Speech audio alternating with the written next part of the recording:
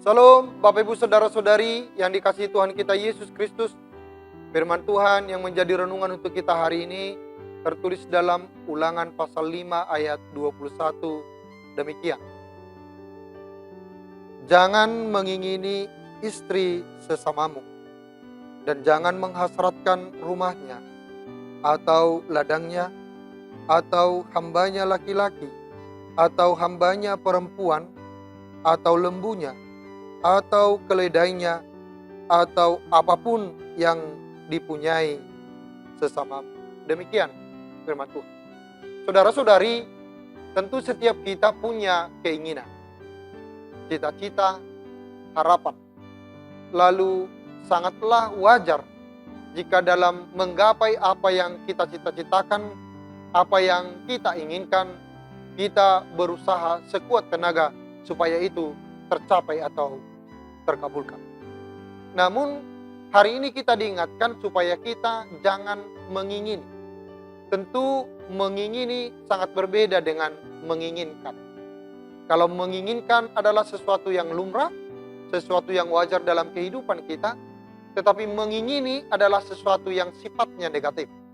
Sebab kalau dikatakan mengingini itu artinya ada usaha yang dilakukan orang dengan tipu daya yang ingin mengambil yang bukan menjadi bagian. Kalau melalui firman ini sesungguhnya kita sangat familiar.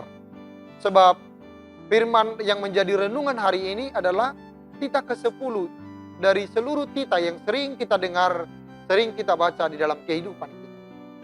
Kita tahu bahwa hukum Taurat atau titah itu diberikan oleh Tuhan Allah kepada umat Israel pada awalnya melalui Musa, lalu sampai kepada kita hari ini dan di zaman ini.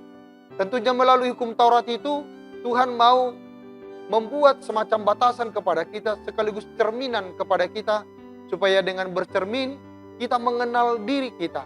Kita tahu tentang diri kita, lalu di saat yang sama itu membatasi kita untuk tidak berlaku yang tidak baik di dalam kehidupan kita.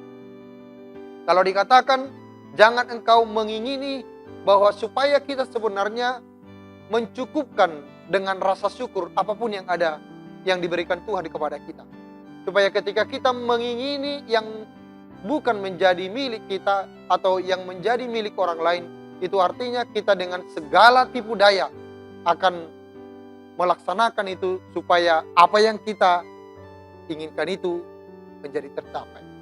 Hari ini bahwa Tuhan sangat melarang keras bagi setiap orang yang mengingini yang bukan menjadi bagian dari kehidupan. Kalau bangsa kita hari ini sampai saat ini masih terus berjuang untuk terus dalam hidup supaya tidak ada korupsi. Sesungguhnya korupsi adalah ketika ada sifat mengingini yang tidak menjadi bagian. Lalu di saat yang sama supaya rasa mengingini ini menjadi tidak tinggal di dalam diri kita, maka yang harus kita lakukan adalah kita mengucap syukur dengan apa yang sudah kita miliki. Maka pertanyaannya adalah, sudahkah Anda mengucap syukur dengan apa yang diberikan Tuhan pada hari ini kepada Anda? Jika kalau kita tidak mengenal rasa syukur itu, maka tentunya kita dengan segala cara tanpa mengenal rasa cukup untuk segala keinginan-keinginan termasuk yang akan mencelakai kehidupan.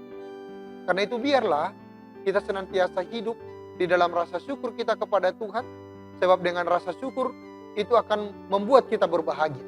Dengan rasa syukur itu akan membatasi kita untuk tidak menginginkan hal-hal yang jahat di dalam kehidupan kita.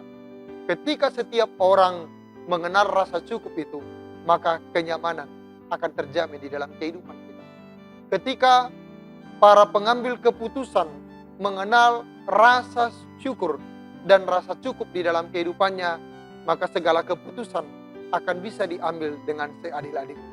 Sehingga yang kuat akan menopang yang lemah, yang kaya akan menopang yang miskin, dan ketika ada ketertopangan itu, maka semuanya bisa berjalan dalam ritme yang baik sebagaimana Tuhan inginkan di dalam kehidupan kita. Karena itu, biarlah kita semua senantiasa hidup di dalam rasa syukur, hidup di dalam rasa cukup. Dengan demikian, kita akan dijauhkan dari hal-hal yang mengingini yang bukan menjadi bagian kita. Selamat berkarya, Tuhan Yesus memberkati.